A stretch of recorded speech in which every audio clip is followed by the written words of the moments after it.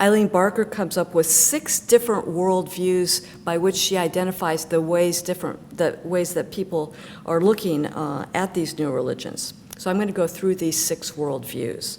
The first is the new religion itself. And again, we might call that the primary construction of reality. What do members of the 12 tribes say about themselves? What do members of the Family International say, and how do they understand themselves? What would a member of Falun Gong say about that group, or a devotee of Satya Sai Baba? What would these people say about what their beliefs and practices are? Now, outsiders might say, well, whatever they say is propaganda. But propaganda, like cult, is not a neutral term. We have to take seriously what people are saying about themselves.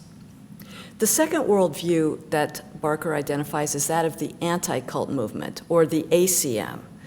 Anti-cult movement began pretty much in the 60s and 70s from family members and parents who saw their children, these were adult children, but children nonetheless, joining new religions, selling flowers on street corners, handing out tracts in airport, and they didn't understand why would they give up a career in law to be on a hippie commune in the Central Valley. So the anti-cult movement was founded by people in opposition to new religions. And they understood their children's membership by way of brainwashing. That was the only way they could explain to themselves why would they give up all these middle-class privileges. Brainwashing, like propaganda and cult, is not a neutral term either, right? These are all value-laden terms. A third worldview is that of the news media. In other words, journalists are covering new religions, but they only cover new religions if they exceed a threshold of newsworthiness. In other words, the news media is not going to cover the Rastafarians and the Nation of Islam who were joining with, the Methodists and Lutherans on the beach cleanup after the 4th of July.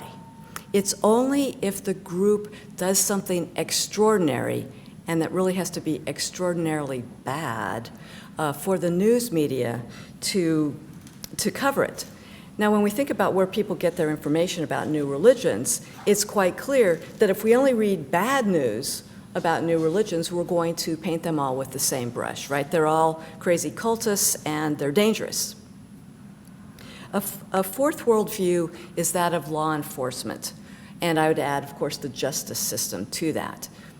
Like the news media, people in law enforcement and in the courts really encounter new religions only in situations of conflict. Criminal behavior, child custody suits, lawsuits in terms of people trying to recover assets that they donated to a particular religion. So the worldview of law enforcement is rather jaundiced because they're only seeing people in conflict and crisis. And that's similar to the fifth worldview, that of the therapeutic worldview. Counselors, psychologists, psychiatrists, social workers, and others only see individuals who come to them because they've said, I had a problem, I was hurt, I was injured by my involvement in this new religion, I need help. Well, we can see that if the only people you see coming out of a new religion is someone who's messed up, you also are going to be rather critical of new religions.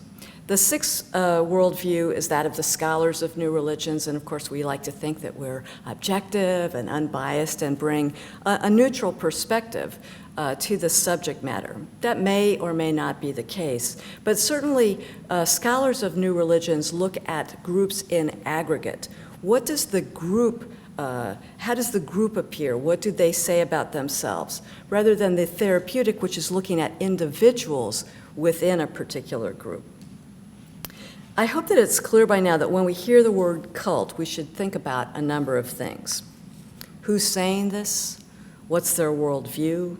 Are there other points of view as we should consider as we think about this group? What's our own worldview? What are our own biases about various religions?